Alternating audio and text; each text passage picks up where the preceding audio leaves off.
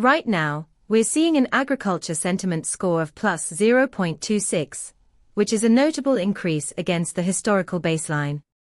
This uptick indicates a shift in sentiment, suggesting that agribusinesses are feeling increasingly optimistic, despite a flat momentum of plus 0.00 over the past 24 hours.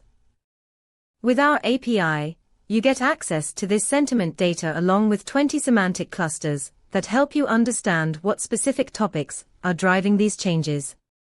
For instance, if you're developing a predictive model for crop yields, this sentiment spike could inform your algorithms to adjust for potential shifts in supply chain dynamics or market demand. To dive deeper into how our API can enhance your agriculture analytics, visit pulsebit.lojenterprise.com/docs. It's time to leverage sentiment data for smarter decision-making in agriculture.